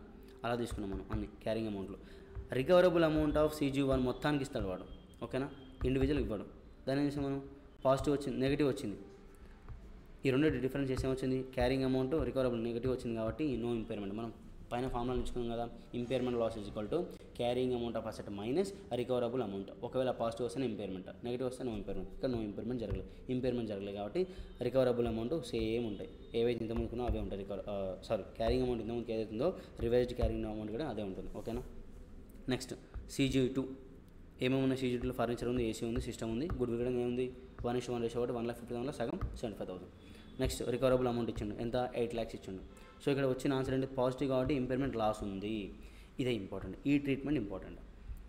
మనకి ఇంపైర్మెంట్ లాస్ వస్తుంది పాజిటివ్ కాబట్టి, ఈ ఏదైతే ఇంపైర్మెంట్ లాస్ వస్తుందో దాన్ని ఎలా ట్రీట్మెంట్ ఎలా ఇవ్వాలరా అంటే, ఫస్ట్ ఏం చేయాలంటే ఎప్పుడైనా సరే నువ్వు CGUలో తీసుకున్నప్పుడు గుడ్ విల్ ఉన్నప్పుడు ఇంపైర్మెంట్ లాస్ వస్తే ఆ ఇంపైర్మెంట్ లాస్ ఎంత అయితే వచ్చిందో అంత ఫస్ట్ ఏం చేయాలి, మొత్తం గుడ్ విల్గా ట్రాన్స్ఫర్ చేయాలి. అంటే ఫస్ట్ గుడ్ విల్ ఉన్న అమౌంట్ మొత్తం ఎగ్జాస్ట్ అయిపోవాలి. ఎంత అయితే ఉందో అంత అమౌంట్ మొత్తం ఎగ్జాస్ట్ అయిపోయిన తర్వాత అది కూడా సరిపోకపోతే ఇంపైర్మెంట్ లాస్ ఉంది, దాన్ని మనం గుడ్ విల్ ఎంత అవుతుందో అంత ఎగ్జాస్ట్ చేసినాం, అయినా కానీ ఇంపైర్మెంట్ లాస్ ఇంకా ఉంది అన్నప్పుడు ఏం చేయాలి, అప్పుడు ఇంపైర్మెంట్ లాస్ అనేది మిగతా అసెట్స్కి క్యారింగ్ అమౌంట్ రేషియోలో షేర్ చేయాల్సి ఉంటుంది. ఇక్కడ ఏమైంది 1,75,000 వచ్చింది, మన దగ్గర ఎంత గుడ్ విల్ ఉంది 75,000. మొత్తం ఫస్ట్ ఏం చేయాలంటే 75,000 మొత్తం ఏం చేయాలి, ట్రాన్స్ఫర్ చేయాలి గుడ్ విల్కి. ట్రాన్స్ఫర్ చేసి మిగతా అమౌంట్ ఎంత వచ్చింది 1 lakh ఉంది. ఆ 1 lakh అనేది మిగతా అసెట్స్ ఏవైతున్నాయో ఈ 3 అసెట్లు ఉన్నాయో ఈ 3 అసెట్ల యొక్క క్యారింగ్ రేషియోలో పంచాలి, క్యారింగ్ అమౌంట్ రేషియోలో డిస్ట్రిబ్యూట్ చేయాలన్నమాట ఆ లాస్ని. చూడండి ఇక్కడ క్యాలిక్యులేషన్ దగ్గర కొన్ని మేబీ మిస్టేక్ అయ్యే ఛాన్స్ ఉంది. లాస్ ఎంత 1 lakh డివైడెడ్ బై 9,75,000 కాదు ఇక్కడ వేయాల్సింది, ఓన్లీ ఈ 3 టోటలే వేయాల్సింది. ఎందుకు, ఇది అయిపోయింది కదా, ఇది ఎగ్జాస్ట్ అయిపోయింది, ఇది వెళ్ళిపోయింది బుక్లోకి వెళ్ళి, సో దీని వాల్యూ లేదనమాట. సో 9 lakhs వేయాల్సి ఉంటుంది. ఈ క్యాలిక్యులేషన్ చెక్ చేసుకోండి ఒకసారి, మేబీ అర్థమైందా, మళ్ళీ ఒకసారి చెప్తా వినండి. ఒకవేళ నువ్వు ఇంపైర్మెంట్ లాస్ కనుక్కున్నప్పుడు ఆ ఇంపైర్మెంట్ లాస్ ఏదైతే కనుక్కున్నా దాంట్లో గుడ్విల్ అనే పార్ట్ ఉంటే ఆ ఇంపైర్మెంట్ లాస్ అనేది ఫస్ట్ గుడ్విల్ను వాడుకొని ఆ గుడ్విల్ అమౌంట్ మొత్తం వాడుకున్న తర్వాత ఇంకా ఏమైనా మిగిలితే ఇంపైర్మెంట్ లాస్ అమౌంట్ మిగిలితే అప్పుడు ఏం చేయాలి, మిగిలిన అసెట్కి క్యారింగ్ అమౌంట్ రేషియోలో డిస్ట్రిబ్యూట్ చేయాల్సి ఉంటుంది ఇంపైర్మెంట్ లాస్. ఇప్పుడు ఏంటిది ఆ రివైజ్డ్ క్యారింగ్ అమౌంట్ ఇది కనుక్కోవాలి. ఇదేంటిది ఒకవేళ గుడ్విల్ కనుక అలోకబుల్ అయితే ఇది బాటమ్ అప్ అప్రోచ్ అనమాట. ఈ బాటమ్ అప్ అప్రోచ్ ఫాలో అయ్యి మనం ఇంపైర్మెంట్ చేయాల్సి ఉంటుంది. ఒకవేళ గుడ్విల్ కనుక నాట్ అలోకబుల్ అయితే అప్పుడు ఎలా చేయాలంటే ఏంది, టాప్ డౌన్ వాడాలి, బాటమ్ అప్ అప్రోచ్ వాడాలి. ఓకేనా, ఆ రెండు మెథడ్స్ ఏందో చూసుకున్నాం. బాటమ్ అప్ అప్రోచ్ మనం ఏం చేయాలరా అంటే ఒకవేళ నాట్ అలోకబుల్ అయితే CGU1లా గుడ్విల్ లేదనుకొని ఇంపైర్మెంట్ టెస్టింగ్ చేయాలి. సేమ్ అట్లనే CGU2 గిడంగా గుడ్విల్ లేదనుకొని ఇంపైర్మెంట్ టెస్టింగ్ చేయాలి. ఓకేనా, ఇది బాటమ్ అప్ అప్రోచ్ చేయాల్సిన పద్ధతి. CGU1లో ఏమైనా బెంచ్ ప్రాజెక్ట్ అవన్నీ ఉన్నాయి కదా, గుడ్విల్ లేదనుకోవాలి, ఉంది బట్ లేదనుకోవాలి. రికవరబుల్ అమౌంట్ ఇచ్చింది కదా, వాడేస్తాడు, క్వశ్చన్ ఇస్తాడు, దాన్ని చెక్ చేసుకుంటే మనకు పాజిటివ్ వచ్చింది అంటే ఇంపైర్మెంట్ లాస్ ఉంది. ఇంపైర్మెంట్ లాస్ ఏం చేయాలి, ఒకవేళ గుడ్విల్ లేకపోతే అన్నిటికీ అలొకేట్ చేయాలి. ఈ ఇంపైర్మెంట్ లాస్ ఏదైతే ఉందో అది carrying amount of benches project chair లోపల దానికి డిస్ట్రిబ్యూట్ చేసి క్యారింగ్ అమౌంట్ రేషియోలో డిస్ట్రిబ్యూట్ చేసి రివైజ్డ్ క్యారింగ్ అమౌంట్ కనుక్కోవాలి. ఓకేనా, నెక్స్ట్ సేమ్ CGU2 కూడా అలానే చేయాలి, గుడ్విల్ లేదనుకొని చేయాలి. ఓకేనా, ఈ రెండు అయిపోయిన తర్వాత ఇది నాట్ అలోకబుల్లా చేయాల్సిన బాటమ్ అప్ అప్రోచ్. ఇప్పుడు టాప్ డౌన్ అప్రోచ్లో CGU1, CGU2, CGU3 గుడ్విల్ ఈ మూడింటికి కలిపి ఇంపైర్మెంట్ చేయాలి. ఇలా ఇంకేం చేసినాం, ఇండివిజువల్గా CGU1కి CGU2కి గుడ్విల్ లేదనుకొని ఇంపైర్మెంట్ చేసినాం. ఇప్పుడు ఏం చేస్తున్నాం, టాప్ డౌన్ అప్రోచ్లో CGU1, CGU2 గుడ్విల్ మూడు కలిపి ఇంపైర్మెంట్ చేస్తున్నాం. ఇక్కడ చూడండి, revised carrying amount of CGU1, CGU2 ఇక్కడ మనం పైన ఇంపైర్మెంట్ టెస్టింగ్ చేసినాం కదా, ఇంపైర్మెంట్ టెస్టింగ్ చేసినప్పుడు ఏమైంది, రివైజ్డ్ క్యారింగ్ అమౌంట్ వచ్చింది మనకు. రివైజ్డ్ క్యారింగ్ అమౌంట్ ఈ అమౌంట్లు తీసుకుపోయి ఇక్కడ రాసుకోవాలి. ఓకేనా, ఇక్కడ ఏమైంది, CGU1 కేసులో ఇంపైర్మెంట్ లేదు కాబట్టి ఏదైతే ఇంతకుముందు క్యారింగ్ అమౌంట్ ఉందో అది కూడా revise carrying amount, same revise carrying amount అయింది కాబట్టి క్యారింగ్ అమౌంట్ అయింది కాబట్టి ఈ రివైజ్డ్ క్యారింగ్ అమౌంట్ అని ఇక్కడ తీసుకొచ్చి రాస్తాం. ఇక్కడ CGU2కి లేనట్టుంది ఇంపైర్మెంట్, CGU1కి ఇంపైర్మెంట్ ఉన్నట్టుంది. ఆ ఇంపైర్మెంట్ అయిపోయిన తర్వాత రివైజ్డ్ క్యారింగ్ అమౌంట్ ఏదైతే ఉందో అది CGU1, CGU2కి రాసుకోవాలి. గుడ్విల్ ఆబ్వియస్ 1,50,000 ఇచ్చింది కాబట్టి 1,50,000 రాసుకుంటాం, అది టోటల్ అమౌంట్. ఈ మూడింటికి కలిపి మళ్ళీ మనకేమి ఇస్తాడు, రికవరబుల్ అమౌంట్ ఇస్తారు క్వశ్చన్లో, దాన్ని కంపేర్ చేయాలి. ఇంపైర్మెంట్ లాస్ వచ్చింది, అప్పుడు ఏం చేయాలరా అంటే మనం ఎప్పుడైనా గుర్తుపెట్టుకోండి, ఎప్పుడైనా సరే మనం ఇంపైర్మెంట్ టెస్టింగ్ చేసినప్పుడు ఆ ఇంపైర్మెంట్ టెస్టింగ్ చేయడం వల్ల లాస్ వచ్చిందనుకో, ఆ లాస్లో గుడ్విల్ కూడా ఉందనుకోండి, ఏం చేయాలంటే ఫస్ట్ ఇంపైర్మెంట్ లాస్ మొత్తం గుడ్విల్కి అలొకేట్ చేయాలి. ఓకేనా, ఇంపైర్మెంట్ చేసిన 1 lakh వచ్చింది కదా, revised carrying amount 600కి 9 lakhs 6 lakh 1,50,000 ఉంది. 1,50,000 అసెట్ ఉంది. మనకి ఎంతైతే లాస్ వచ్చిందో ఆ లాస్ మొత్తం చేసినాం గుడ్విల్ నుంచి అడ్జస్ట్ చేస్తున్నాం. ఫస్ట్ 1 lakh మొత్తం గుడ్విల్ నుంచి చేసినాం. ఇప్పుడు రివైజ్డ్ ఏంటిది 6 lakhs 9,50,000. ఎందుకోసం గుడ్విల్ 1,50,000 ఉన్నది, ఇప్పుడు 1 lakh ఏమైంది, లాస్ వచ్చింది, ఇంపైర్మెంట్ లాస్ వచ్చింది, దాన్ని మైనస్ చేస్తే ఎంత మిగిలిపోయింది, ఇంకా గుడ్విల్ 50,000 మిగిలిపోయింది. ఇది నాట్ అలోకబుల్ కేసులో.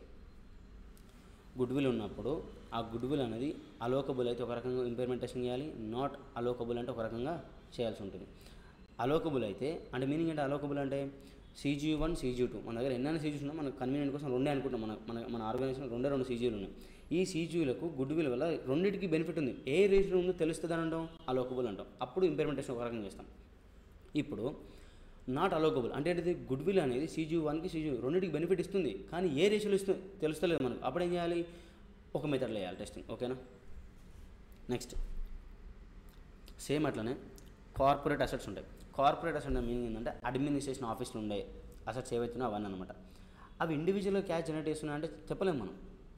సో బట్ అవి ఏం చేస్తాయి, ఇండైరెక్ట్గా వేరే వాటికి హెల్ప్ చేస్తాయి అనమాట. అంటే ఈ అసెట్ అనేది వేరే దానికి హెల్ప్ చేస్తుంది కాబట్టి అవి ఏం చేయాలి, తీసుకపోయి కార్పొరేట్ అసెట్స్ CGUలో యాడ్ చేయాల్సి ఉంటుంది. అప్పుడు ఎలా టెస్టింగ్ చేయాలి, ఇంపైర్మెంట్ టెస్టింగ్. సేమ్ గుడ్విల్కి ఎట్లయితే అలోకబుల్ నాన్ అలోకబుల్ అప్లికబుల్ అయిందో దీని కూడా సేమ్ అట్నే అప్లికబుల్ అవుతుంది. ఓకేనా, అంటే అలోకబుల్ ఉన్నప్పుడు ఏం చేయాలి, అలోకబుల్ ఏముంటాయి పైన ఏం చేస్తాం అదే చేయాలి. సేమ్ అలోకబుల్ అయితే ఏం చేస్తాం, CGUని అలొకేట్ చేస్తాం. వేరే మన ఎగ్జాంపుల్ 1:1 అనుకుందాం. కార్పొరేట్ దగ్గర 1,50,000 అమౌంటే అనుకున్నాం, తీసుకున్నాం. రికవరబుల్ అమౌంట్ వచ్చింది, ఇంపైర్మెంట్ జరిగిందా, నెగిటివ్ వచ్చింది అమౌంట్, ఇంపైర్మెంట్ జరగలేదు. CGU2 ఉంది, ఇక్కడ ఏం జరిగింది, ఇంపైర్మెంట్ లాస్ జరిగింది. ఇంపైర్మెంట్ లాస్ ఏం చేయాలి, 1,65,000ని ఇక్కడ 1,75,000 ఏదైతే ఇంపైర్మెంట్ లాస్ వచ్చిందో ఒకవేళ గుడ్విల్ కేసు మనం ఏం చేస్తాం, ఫస్ట్ ఈ లాస్ ఏం చేస్తాం, ఫస్ట్ గుడ్విల్ అలొకేట్ చేస్తాం, మిగిలితే మిగతా వాటికి క్యారింగ్ అమౌంట్ రేషియోలో పంచుతాం. బట్ ఇక్కడ అట్లా కాదు, కార్పొరేట్ అసెట్ యూజ్ చేసుకొని మనం ఇంపైర్మెంట్ టెస్టింగ్ చేయడం వల్ల ఇంపైర్మెంట్ లాస్ వస్తే ఈ లాస్ మొత్తాన్ని ఏం చేయాలి, అన్ని అసెట్స్కి ఇంక్లూడింగ్ కార్పొరేట్ అసెట్స్కి క్యారింగ్ అమౌంట్ రేషియోలో డిస్ట్రిబ్యూట్ చేయాల్సి ఉంటుంది ఇంపైర్మెంట్ లాస్ అనేది. ఓకేనా, ఇది ఒక్కటే చేయండి. దీంట్లో గుడ్విల్కి కార్పొరేట్ అసెట్ తేడా ఏంటరా అంటే, అక్కడ ఒకవేళ గుడ్విల్ అనుకొని మనం ఇంపైర్మెంట్ లాస్ అనుకుంటే ఆ ఇంపైర్మెంట్ లాస్ ఫస్ట్ గుడ్విల్కి అడ్జస్ట్ చేసిన తర్వాత ఏమైనా మిగిలితే మిగతా అసెట్స్కి క్యారింగ్ అమౌంట్ రేషియోలో పంచాలి. బట్ కార్పొరేట్ అసెట్ యూజ్ చేసుకొని నీకు ఇంపైర్మెంట్ లాస్ వస్తే కనుక నువ్వేం చేయాలి, ఇంపైర్మెంట్ లాస్ మొత్తాన్ని కార్పొరేట్ అసెట్స్తో పాటు మిగిలిన అసెట్స్ అన్నిటి క్యారింగ్ అమౌంట్ రేషియోలో డిస్ట్రిబ్యూట్ చేయాల్సి ఉంటుంది వచ్చిన లాస్. ఓకేనా, ఇదే డిఫరెన్స్ అన్నిటికీ. నాట్ అలొకబుల్, సేమ్ నాట్ అలొకబుల్ అవుతుంది. CG1కి ఇండివిజువల్ కార్పొరేట్ అసెట్ మనం ఏదైతే మన పైన నేర్చుకున్నాం, CG1కి అన్ని అసెట్ తీసుకోవాలి, గుడ్విల్ లేదనుకొని చెప్పి ఇంపైర్మెంట్ చేయాలి. ఇక్కడ కార్పొరేట్ అసెట్ లేదనుకొని ఇంపైర్మెంట్ టెస్టింగ్ చేసుకోవాలి. ఏది CG1కి వేసుకోవాలి, CG2 వేసుకోవాలి. నెక్స్ట్ ఏం చేయాలి, CG1 CG2 కార్పొరేట్ అసెట్ 3 కలిపి వేసుకోవాలి. ఓకేనా, ఇలా చేయాలి. ఒకవేళ ఇంపైర్మెంట్ లాస్ వస్తే అన్నిటికీ షేర్ చేయాల్సి ఉంటుంది. ఇంపైర్మెంట్ లాస్ లేదు కాబట్టి నథింగ్ టు బి డన్. ఒకవేళ ఒకటే క్వశ్చన్ మీకు impairment testing of corporate assets, goodwill, CGU 3 కలిపి ఏమన్నాడు, దానికి ఒక చిన్న ఎగ్జాంపుల్ చెప్తానండి. CGU ప్రాజెక్ట్ ఉంది, బెంచ్ ఉంది, గుడ్విల్ ఉంది, కార్పొరేట్ అసెట్ ఉంది. CGUలో మన దగ్గర ఏమన్నా ప్రాజెక్ట్ ఉంది, బెంచ్ ఉంది, గుడ్విల్, కార్పొరేట్ అసెట్ 3 వచ్చినాయి. దాంట్లో క్యారీ అమౌంట్ తీసుకున్నాం, రికవరబుల్ అమౌంట్ ఇచ్చిండు, మనకి ఇంపైర్మెంట్ లాస్ వచ్చిందంటే వచ్చింది 1,50,000. ఎప్పుడైనా మనం ఏం మాట్లాడుకున్నాం, గుడ్విల్ ఉంటే కనుక ఏం చేయాలి, ఇంపైర్మెంట్ లాస్లో ఫస్ట్ దానికి అలొకేట్ చేయాలి, మిగిలితే మిగతా వాటికి.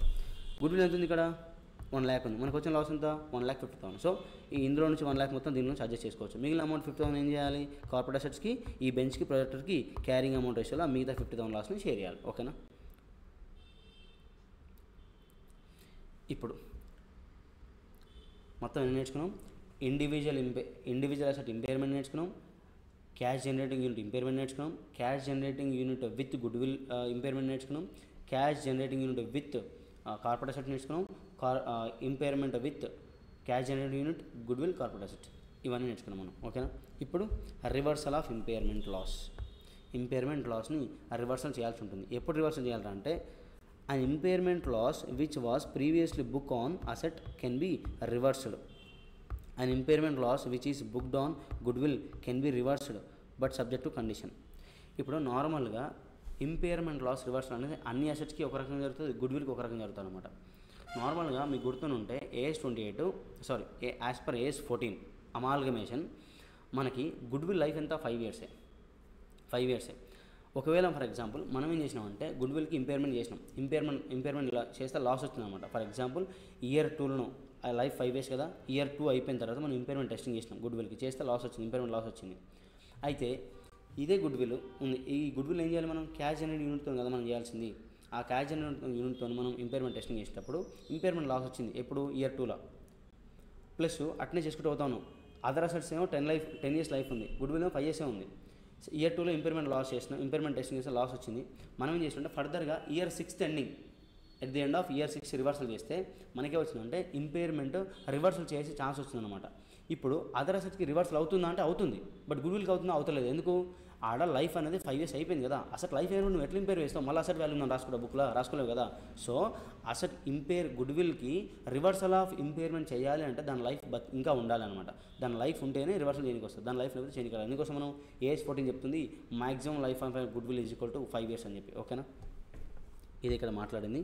మీకు ఇన్ డీటెయిల్గా ఒక ఎగ్జాంపుల్ తీసుకొని చెప్తాను. Treatment of reversal of impairment loss. ఒకవేళ రివర్సల్ ఆఫ్ ఇంపైర్మెంట్ లాస్ వచ్చింది, దాన్ని ఎలా ట్రీట్ చేయాలి. ఇక్కడ ఏం నేర్చుకున్నాము, రివర్సల్ అంటే ఏదో నేర్చుకున్నాము ఇక్కడ. బట్ ఇక్కడ ఏంటిది, ట్రీట్మెంట్ ఎలా ఇవ్వాలి. ఒకవేళ ప్రీవియస్గా నువ్వు ఇంపైర్మెంట్ లాస్ కనుక రీవాల్యుయేషన్ రిజర్వ్తో సెట్ ఆఫ్ చేసుకుంటే, ఇప్పుడు ఒకవేళ ఇంపైర్మెంట్ లాస్ రివర్సల్ చేయాల్సి ఉంటే నువ్వు ఇంతకుముందుకి రీవాల్యుయేషన్ రిజర్వ్లోకి పంపించావు కదా లాస్ని, సో ఇప్పుడు అక్కడ నుంచి అడ్జస్ట్ చేసుకోవాల్సి ఉంటుంది. ఒకవేళ నువ్వు ప్రీవియస్గా రీవాల్యుయేషన్ లాస్ వస్తే ఇంపైర్మెంట్ లాస్ వస్తే ఇంతకుముందుకి, ఇప్పుడు రివర్సల్ ఆఫ్ ఇంపైర్మెంట్ లాస్ని ఎక్కడ ట్రాన్స్ఫర్ చేయాలంటే P&Lతో అడ్జస్ట్ చేయాల్సి ఉంటుంది. అంటే ఇక్కడ ఏం లేదు, నథింగ్ బట్ ఏమంటుందంటే ఇంతకుముందు నువ్వు ఇంపైర్మెంట్ లాస్ రివాల్యుయేషన్ రిజర్వ్తో అడ్జస్ట్ చేస్తే ఇప్పుడు రివర్సల్గా అక్కడ నుంచే చేయాలి. ఇంతకుముందు కనుక నువ్వు ఇంపైర్మెంట్ లాస్ కనుక P&Lతో అడ్జస్ట్ చేసుకుంటే ఇప్పుడు వచ్చిన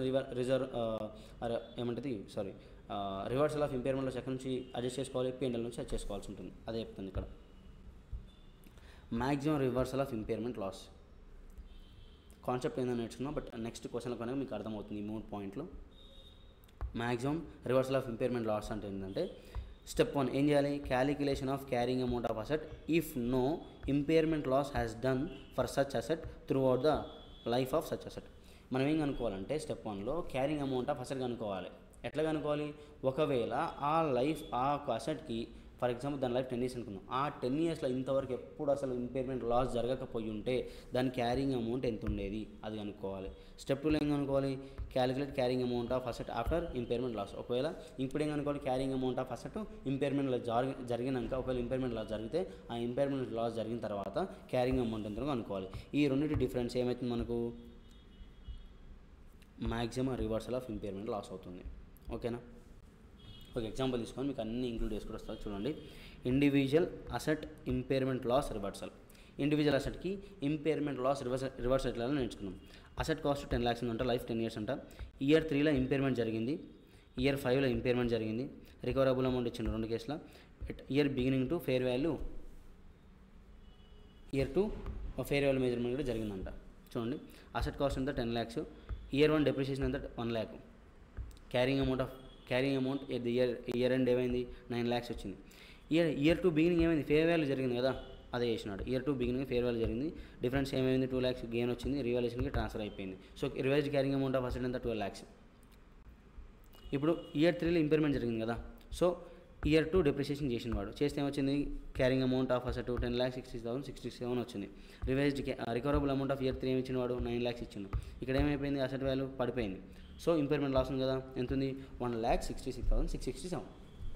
ఇప్పుడు ఈ లాస్ని మనం ఎక్కడ ట్రాన్స్ఫర్ చేస్తాం రా అంటే మనం నేర్చుకున్నాం కదా, ఒకవేళ రీవాల్యుయేషన్ మోడల్ ఫాలో అయితే ఇక్కడ ఏంది ఎక్సెస్ డెప్రిషియేషన్ మెథడ్ ఫాలో అవ్వాలి అనుకున్నాం ఒకసేపు. అప్పుడు ఏం చేయాలి, లాస్ వస్తే ఇంపైర్మెంట్ లాస్ వస్తే ఇంతకుముందు రీవాల్యుయేషన్ గెయిన్ వచ్చింది కాబట్టి ఇప్పుడు అక్కడ నుంచి అడ్జస్ట్ చేసుకోవాలి. ఓకేనా, నెక్స్ట్ రివైజ్డ్ క్యారింగ్ అమౌంట్ ఎంత అసెట్ది 9 lakhs. డెప్రిషియేషన్ ఫర్ ఇయర్ 3 ఎంత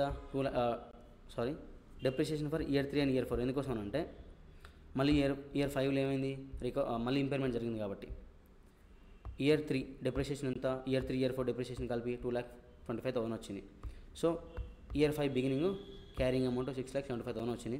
రికవరబుల్ అమౌంట్ ఎంత 7,50,000, డిఫరెన్స్ ఎంత 75,000. ఏమైంది, క్యారింగ్ అమౌంట్ కంటే ఏమైపోయింది అమౌంట్ ఎక్కువ ఉంది, అంటే మీనింగ్ ఏంటిది రివర్సల్ ఆఫ్ ఇంపైర్మెంట్ లాస్ వచ్చింది. ఇక్కడ ఈ రివర్సల్ ఆఫ్ ఇంపైర్మెంట్ లాస్ ఎంత వచ్చింది 75,000 వచ్చింది. ఈ 75,000 ఎలా ట్రీట్మెంట్ చేయాలనేది మనం నేర్చుకున్నప్పుడు 75,000 ఎక్కడ ట్రాన్స్ఫర్ చేయాలి, మనం ఇంతకుముందు ప్రీవియస్గా లాసెస్ ఎక్కడ అడ్జస్ట్ చేసినాం, ఎక్కడ ట్రాన్స్ఫర్ చేసినాం ఇంపైర్మెంట్ లాస్ని రీవాల్యుయేషన్ రిజర్వ్లో. ఇప్పుడు రీవాల్యుయేషన్ రివర్స్ ఎక్కడ ట్రాన్స్ఫర్ చేయాలి, రీవాల్యుయేషన్ రిజర్వ్కి ట్రాన్స్ఫర్ చేయాల్సి ఉంటుంది. ఇది ఇండివిజువల్ అసెట్కి. ఇక్కడ ఏం చేసినామంటే ఫస్ట్ ఇయర్ 1కి డిప్రిషియేషన్ అనుకున్నాం. ఇయర్ 1 డిప్రిషియేషన్తో పాటు ఇయర్ 1లో ఏం జరిగింది, ఫేర్ వాల్యూ జరిగింది. ఆ ఫేర్ వాల్యూకి అకౌంటింగ్ చేసినాం. నెక్స్ట్ ఇయర్ 2కి డిప్రిషియేషన్ చేసినాం. ఇయర్ 2 ఎండింగ్కి ఏం చెప్పిన వాడు రికవరబుల్ అమౌంట్ ఇచ్చినాడు, మీనింగ్ అంటే ఇంపైర్మెంట్ టెస్టింగ్ ఏరా అన్నాడు, చేసినాం, అది చేసినాం. అప్పుడు లాస్ వచ్చింది. అప్పుడు లాస్ ఎక్కడ ట్రాన్స్ఫర్ చేసిన, ఇంపైర్మెంట్ లాస్ రీవాల్యుయేషన్ రిజర్వ్, ఎందుకోసం రీవాల్యుయేషన్ రిజర్వ్ ఉంది కాబట్టి, సో అక్కడ ట్రాన్స్ఫర్ చేసినాం. ఇయర్ 5లో ఏమైంది, మళ్ళీ ఇంపైర్మెంట్ టెస్టింగ్ జరిగింది. ఆ మధ్యలో 2 years ఏం జరగలేదు కాబట్టి డైరెక్ట్ 2 yearsకి డెప్రిషియేషన్ చేసేస్తే మనకి వచ్చింది క్యారింగ్ అమౌంట్ వచ్చింది. ఆ క్యారింగ్ అమౌంట్ ఏం చేసినాం, రికవరబుల్ అమౌంట్తో కంపేర్ చేస్తే రికవరబుల్ అమౌంట్ ఎక్కువ ఉంది క్యారింగ్ అమౌంట్ కంటే. ఇంతకుముందుకు ప్రీవియస్కి ఏం జరిగింది, ఇంపైర్మెంట్ లాస్ జరిగింది కాబట్టి ఇప్పుడు ఏమైంది అమౌంట్ పెరిగింది కాబట్టి రివర్సల్ చేయాల్సి ఉంటుంది. ఓకేనా, ఈ 75,000 అనేది మొత్తం ఇది actual reversal of impairment loss amount అది. బట్ మనం ఏం కనుక్కోవాలి, ఇది మొత్తం రివర్స్ చేయొచ్చా చేయలేదా అంటే ఏం కనుక్కోవాలి, మనం maximum reversal of impairment loss అనుకోవాలి. Maximum reversal of impairment loss ఎట్లా కనుక్కోవాలి, స్టెప్ 1 ఏం కనుక్కోవాలి, ఒకవేళ ఆ అసెట్కి ఇప్పటివరకు కనుక ఇంపైర్మెంట్ లాస్ చేయకపోయి ఉంటే క్యారింగ్ అమౌంట్ ఎంత. చూడండి, ఒకవేళ ఇంపైర్మెంట్ లాస్ జరగకపోయి ఉంటే ఇయర్ 5లో కదా 4 years చేయాలి కదా డెప్రిషియేషన్, ఇయర్ 5 బిగినింగ్ అది ఎంత జరిగిన మ్యాటర్. సో డైరెక్ట్ 4 years కలిపి డెప్రిషియేషన్ ఎంత వచ్చింది 4 lakhs వచ్చింది. సో క్యారింగ్ అమౌంట్ ఎంత 8 lakhs. ఇంపైర్మెంట్ జరుగుంటే ఎంత వచ్చింది మనకు, ఇంపైర్మెంట్ జరుగుంటే 6,75,000 వచ్చింది క్యారింగ్ అమౌంట్ 6,75,000. ఈ రెండు డిఫరెన్స్ ఎంత వచ్చిన అమౌంట్ 1,20,000. మ్యాక్సిమం రివర్సల్ అమౌంట్ అనేది 1,20,000 ఉంది. బట్ యాక్చువల్ రివర్సల్ అమౌంట్ అనేది 75,000. అంటే విత్ ఇన్ ద లిమిట్ ఉంది కదా 75,000. ఈ 75,000 విత్ ఇన్ ద లిమిట్ ఉంది కాబట్టి దీన్ని ఏం చేయాలి, ఈ రివర్సల్ అమౌంట్ని తీసుకుపోయి రీవాల్యుయేషన్ రిజర్వ్లో అడ్జస్ట్ చేయాల్సి ఉంటుంది. ఓకేనా, reversal of impairment loss CGU and goodwill. ఒకవేళ CGUకి గుడ్ విల్కి రివర్సల్ జరిగితే ఎట్లా ట్రీట్మెంట్ చేయాలో నేర్చుకున్నాం. CGU అదర్ అసెట్స్ ఉన్నాయి, కొన్ని అసెట్స్ ఉన్నాయి, దాని లైఫ్ ఎంత 15 years ఉంది, గుడ్ విల్ లైఫ్ ఎంత 5 years ఉంది. క్యారింగ్ అమౌంట్ గివెన్ 4,000 అని ఇచ్చిండు, క్యారింగ్ అమౌంట్ గుడ్ విల్ 2,000 అని ఇచ్చిండు, మొత్తం ఎంత 6,000, మొత్తం 6,000. డెప్రిషియేషన్ ఏం చేయాలి, 4 ఇయర్స్కి డెప్రిషియేషన్ చేయమని అడిగిండు. డెప్రిషియేషన్ చేస్తే ఏమొచ్చింది, carrying amount at the end of 4th year వచ్చింది. ఎందుకోసం 4 ఇయర్ డేట్ చేసినామంటే 4th ఇయర్లో రికవరబుల్ అమౌంట్ ఇచ్చిన అంటే ఇంప్లిమెంటేషన్ ఏమన్నాడు. సో మధ్యలో ఏం జరగలేదు కదా, సో డైరెక్ట్ 4 ఇయర్స్కి డెప్రిషియేషన్ చేసినాం మనం. మనకేమొచ్చింది, క్యారింగ్ అమౌంట్ ఆఫ్ అసెట్స్ వచ్చింది. టోటల్ సీజీ అని గుడ్ విల్ కలిపితే 3,333 వచ్చిందనమాట. రికవరబుల్ అమౌంట్ ఏమి ఇస్తాడు, ఇండివిజువల్ ఇస్తాడా, ఇయ్యాడు. ఎందుకోసం, సీజీ గుడ్ విల్ ఉన్నప్పుడు మొత్తం రెండింటి కలిపి రికవరబుల్ అమౌంట్ ఇస్తాడు. ఎంత ఇచ్చిండు, 2,720 ఇచ్చిండు. ఆన్సర్ ఏమొచ్చింది మీకు, పాజిటివ్ వచ్చింది. ఈ రెండు డిఫరెంట్ పాజిటివ్ వచ్చింది, లాస్ ఉన్నట్టు కదా. లాస్ ఉంటే ఏం చేయాలి, first of all good will transfer చేయాలి. ఫస్ట్ మొత్తం లాస్ని గుడ్ విల్ ట్రాన్స్ఫర్ చేసినాక ఇంకేమైనా మిగిలితే ఏం చేయాలి, ఇక్కడ పంపించాలి. 400 ఉంది, సారీ 4,000 ఉంది, 400 ఉంది. సో గుడ్ విల్లో 400 ఉంది, లాస్ 613 ఉంది. ఇక్కడ వచ్చిన 400 మొత్తం ట్రాన్స్ఫర్ చేసి మిగిలిన 213ని అసెట్కి ట్రాన్స్ఫర్ చేసిండు. నెక్స్ట్ ఇంకో 2 ఇయర్స్ అసెట్ వాడిరంట. ఆ 2 ఇయర్స్లో ఏం రివాల్యుయేషన్ లేదు, అసలు ఇంపైర్మెంట్ ఏం లేదనమాట. షాప్స్ ఏం చేసిన అసెట్ వాల్యూ 27, రివైజ్డ్ అమౌంట్ ఎంత 2,720కి 2 ఇయర్స్ డెప్రిషియేషన్ చేసిండు, 495 వచ్చింది. సో క్యారింగ్ అమౌంట్ ఏమొచ్చింది, 2,325 వచ్చింది. టోటల్గా 325 కదా. మళ్ళీ ఏమైంది, రికవరబుల్ అమౌంట్ ఇచ్చిండు, ఎంత ఇచ్చిండు, 3,420 ఇచ్చిండు. ఈ రెండు డిఫరెన్స్ ఏమైంది, నెగిటివ్ వచ్చింది. నెగిటివ్ అంటే గెయిన్ కదా, ఎంత గెయిన్ వచ్చింది, 1,195 వచ్చింది. యాక్చువల్ గెయిన్, యాక్చువల్ రివర్సల్ ఇది. బట్ యాక్చువల్ రివర్సల్ మొత్తం ఆలో చేస్తాడంటే చేయడు, మ్యాక్సిమం రివర్సల్ అమౌంటే వేస్తాడు. ఇప్పుడు మనం మ్యాక్సిమం రివర్సల్ అమౌంట్ కనుక్కున్నాం. Calculation maximum reversal amount, carrying amount of asset. Step 1 ఏం కనుకుంటాం మనం, ఒకవేళ అసెట్కి ఇప్పటివరకు కనుక ఇంపైర్మెంట్ లాస్ జరగకపోయింటే క్యారింగ్ అమౌంట్ ఎంత 6 ఇయర్స్ కదా. 4,000 - 6 ఇయర్స్ చేస్తే వస్తుంది, డెప్రిషియేషన్ వస్తుంది, తీసేస్తే 2,400 వచ్చింది. క్యారింగ్ అమౌంట్ ఎంత ఉంది, ఒకవేళ ఇంప్లిమెంట్ జరిగితే 325 ఇక్కడ ఉంది, ఇక్కడ రాసుకున్నాం మనం, కాపీ పేస్ట్ చేసినాం. డిఫరెన్స్ వచ్చింది 175. మనకు వచ్చిన యాక్చువల్ రివర్సల్ ఏమో 1,195, బట్ మ్యాక్సిమం ఎంత అలో చేస్తాడు, 175. సో ఈ 175 ఏం చేయాలి, గుడ్ విల్ యాడ్ చేయాలంటే యాడ్ చేయకూడదు. ఎందుకోసం, గుడ్ విల్ 5 ఇయర్స్, ఇక్కడ ఏమైంది 6th ఇయర్లో జరుగుతుంది. అంటే మీనింగ్ ఏంటిది, లైఫ్ అయిపోయింది కదా, గుడ్ విల్ది లైఫ్ అయిపోయినాక మళ్ళీ రాసుకోలేం కాబట్టి ఈ 175 సీదా అదర్ అసెట్కి వచ్చి యాడ్ అయిపోతుంది. ఇది reversal of impairment loss in case of CG and goodwill. Note point ఒకటి వినండి. ఒకవేళ మనం ఏం చేసినామంటే ఇండివిజువల్ అసెట్ని సీజీలో యాడ్ చేసినాం అనమాట. ఇండివిజువల్ అసెట్ని సీజీలో యాడ్ చేసినాం ఇంపైర్మెంట్ పర్పస్. గుర్తుపెట్టుకోండి, ఇండివిజువల్ అసెట్కి ఇంపైర్మెంట్ అయిందా కాలేదా అంటే సీజీ పైన డిపెండ్ అవుతుంది. సీజీకి ఇంపైర్మెంట్ జరిగితేనే ఇండివిజువల్ అసెట్కి ఇంపైర్మెంట్ జరుగుతుంది. సీజీకి ఇంపైర్మెంట్ జరగకపోతే ఇండివిజువల్ అసెట్కి ఇంపైర్మెంట్ జరగదు. ఎప్పుడు ఇండివిజువల్ అసెట్ అనేది సీజీకి యాడ్ చేసి ఇంపైర్మెంట్ చేసినప్పుడు, ఇండివిజువల్ చేసినప్పుడు దీనికి వేస్తాం, దీనికి వేస్తాం. బట్ ఈ రెండు కలిపి ఎప్పుడైనా ఇంపైర్మెంట్ చేస్తే సీజీకి ఇంపైర్మెంట్ జరిగితేనే ఇండివిజువల్ అసెట్ జరుగుతుంది. ఇక్కడ జరగకపోతే ఇక్కడ జరగదు. ఓకేనా, this is all about revision of impairment loss. But గుర్తుపెట్టుకొని, ఇంపైర్మెంట్ లాస్ రావాలి అంటే మీకు AS 10 PP, AS 28 minimum, bare minimum తెలిసి ఉంటేనే ఇది అర్థమవుతుంది. ఓకేనా, థ్యాంక్ యూ ఆల్.